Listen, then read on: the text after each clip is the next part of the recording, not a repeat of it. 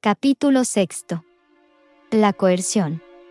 Fisura moral que desencadena el caos.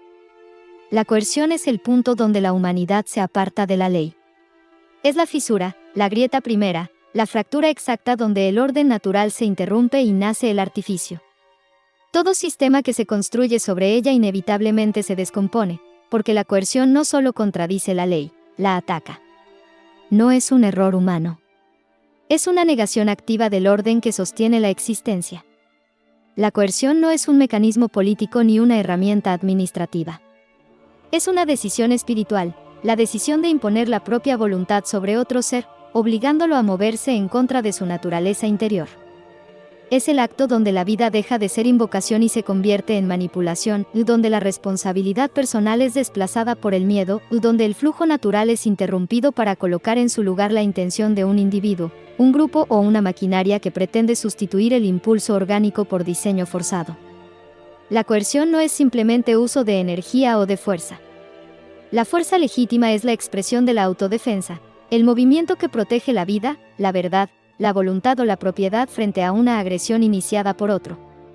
La coerción es violencia iniciada, el intento o el acto de usar fuerza, o la amenaza creíble de usarla, para torcer la voluntad de alguien que no ha agredido.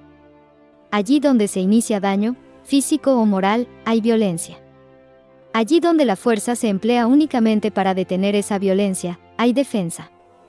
La coerción pertenece siempre al ámbito de la violencia iniciada, nunca al de la fuerza legítima.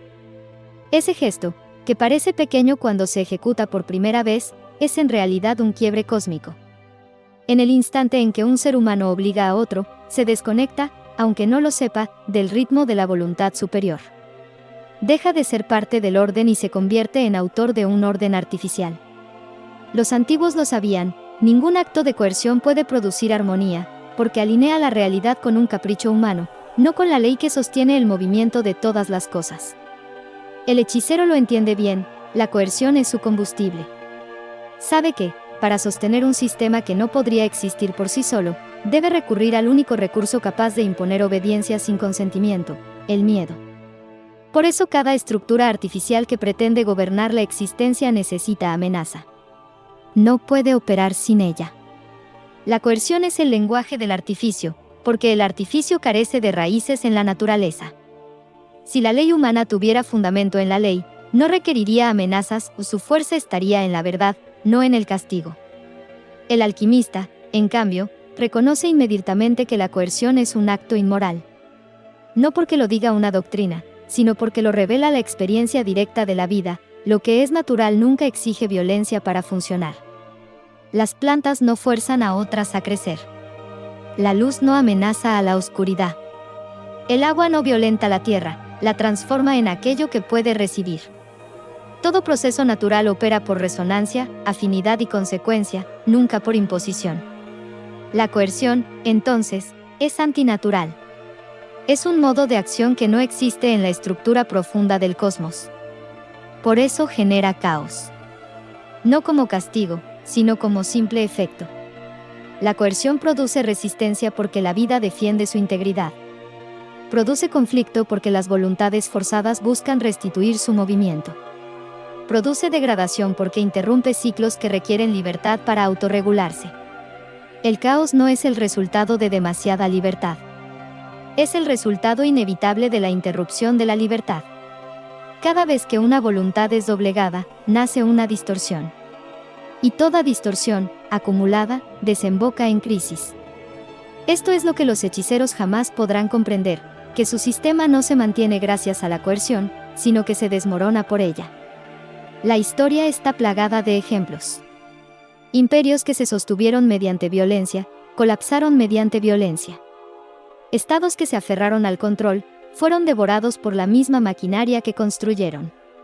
Sistemas que trataron de sustituir el orden natural con planificación artificial terminaron asfixiados por sus propias contradicciones. Nada que se impone puede sostenerse, porque la coerción es incapaz de generar la armonía que solo la ley produce. La coerción también destruye la capacidad humana de percibir la verdad. Cuando vivimos bajo amenaza constante, física, económica, psicológica o social, dejamos de actuar por conciencia y empezamos a actuar por supervivencia. La verdad interna se apaga. La intuición se adormece. La moral se debilita. Y, en ese silencio, la hechicería encuentra su alimento, individuos desconectados de la ley, fáciles de moldear, temerosos de vivir sin permiso. Por eso la coerción es el pecado original del Estado, no en sentido religioso, sino en el sentido profundo de que constituye la primera desobediencia a la ley. Desde el momento en que un grupo humano decide que podrá obligar a los demás a acatar sus reglas por medio de la fuerza iniciada, ese grupo deja de ser parte del orden natural y se convierte en artífice de un orden paralelo, sostenido exclusivamente por el miedo. El Estado no es una institución, es una hechicería que necesita coerción para existir. Todo sistema que utiliza coerción está destinado al colapso, porque la coerción nunca produce paz real. Produce sumisión momentánea. Produce obediencia fragmentaria. Produce silencio aparente. Pero debajo, siempre, se acumula la tensión de lo que ha sido reprimido. Y llega un momento, siempre llega, en que la vida exige devolución, como lo hace todo aquello que fue forzado. El alquimista lo sabe, la única forma de orden sostenible es la que nace de la ley, no de la imposición. La ley opera por consecuencia, no por castigo. Por resonancia, no por control. Por armonía, no por dominación. La coerción artificial puede dominar cuerpos, pero jamás podrá gobernar almas. Puede controlar acciones, pero jamás podrá alinear voluntades. Puede exigir obediencia, pero jamás podrá producir virtud. La libertad no es un lujo, es la condición necesaria para que la ley pueda operar. Y cuando la libertad es interrumpida, la ley responde de la única forma en que puede hacerlo, revelando la verdad de esa interrupción a través del caos. El caos no es enemigo de la ley. Es su advertencia. La coerción, entonces, no es solo inmoral, es autodestructiva. No hay hechicería capaz de sostenerla indefinidamente. No hay estructura artificial que pueda resistir la presión de la vida tratando de regresar a su cauce natural. Y no hay poder humano que pueda neutralizar el movimiento de la voluntad superior, que siempre termina restableciendo el equilibrio. Cuando una sociedad abraza la coerción, abraza el inicio de su propia disolución. Cuando un individuo la acepta como normal, renuncia a su propia dignidad. Pero cuando un ser humano decide vivir sin recurrir a ella, cuando decide no forzar ni dejarse forzar, cuando elige actuar en armonía con la ley, entonces todo el artificio se vuelve visible. Y lo visible nunca vuelve a ser creído. El círculo se cierra, usurpación. Coerción. Caos. Más coerción. Romper este círculo no requiere revolución, sino lucidez.